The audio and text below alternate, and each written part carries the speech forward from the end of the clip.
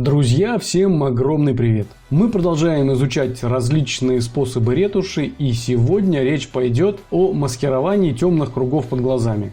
Также этим методом можно пользоваться для того, чтобы скрыть пигментные пятна, покраснения на коже и так далее. Итак, у меня есть вот такой замечательный портрет, и на первый взгляд кажется, что тут в принципе все неплохо. Если бы не эти темные круги под глазами. Вот эти темные участки мы сейчас с вами и будем маскировать. Итак, поехали. Копирую фотографию нажатием клавиш Ctrl-J, ну или перетянув фотографию на значок создания слоя. Выделяю нижний слой левой кнопкой мыши и создаю новый пустой слой. Это я сделал для того, чтобы он лег между двумя слоями с изображением. Выделяем верхний слой, идем в фильтр.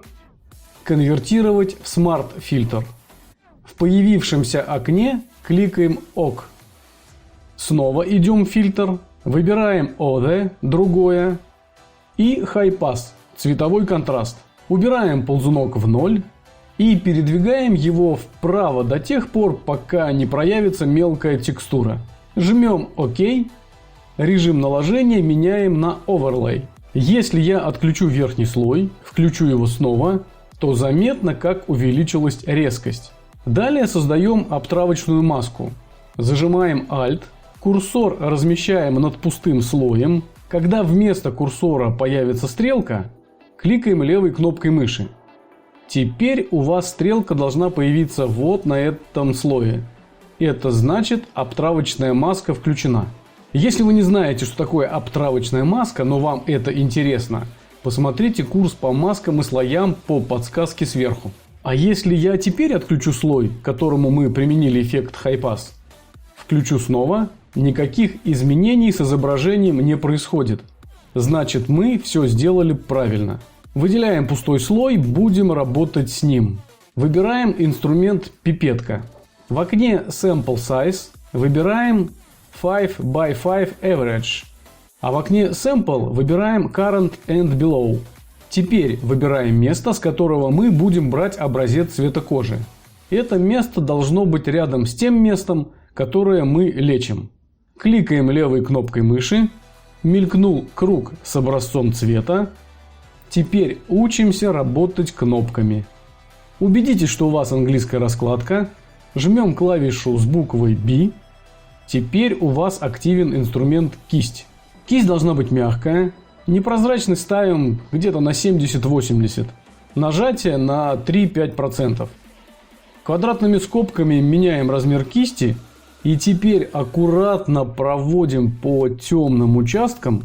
Проводим до тех пор, пока темные участки по тональности не выровняются с соседними нормальными участками. Для этого мы и брали образец цвета. Если тональность участка, с которого необходимо брать образец, меняется, кликаем кнопку И. Снова появляется пипетка. Снимаем образец цвета в новом месте. Теперь опять жмем B. Работаем кистью, выполняя плавные движения и меняя при необходимости размер квадратными скобками. Кожа в обрабатываемых участках может слегка как бы замыливаться. Поэтому, чтобы не потерять связь с реальностью, периодически отключайте пустой слой, с которым вы работаете, и смотрите на исходник.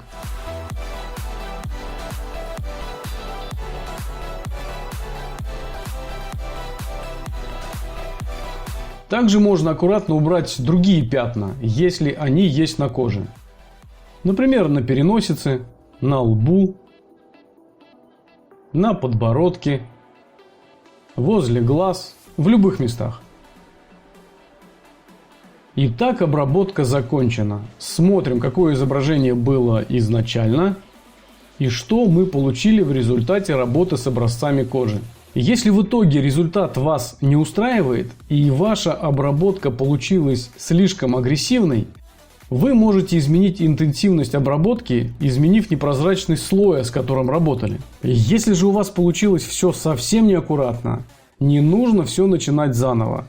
Достаточно будет просто удалить пустой слой, кликнуть на нижний слой, активировав его, снова создать пустой слой. Обтравочная маска слетела, возвращаем ее на место. Выделяем новый пустой слой.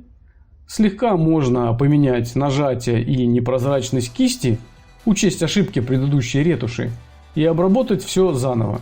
Давайте посмотрим еще раз. Итак, было и стало. На этом, друзья, все. Не забудьте поставить лайк, подписаться, поделиться роликом со своими друзьями в соцсетях и пишите комментарии под видео. Интересно видеть ваше мнение, критику и пожелания.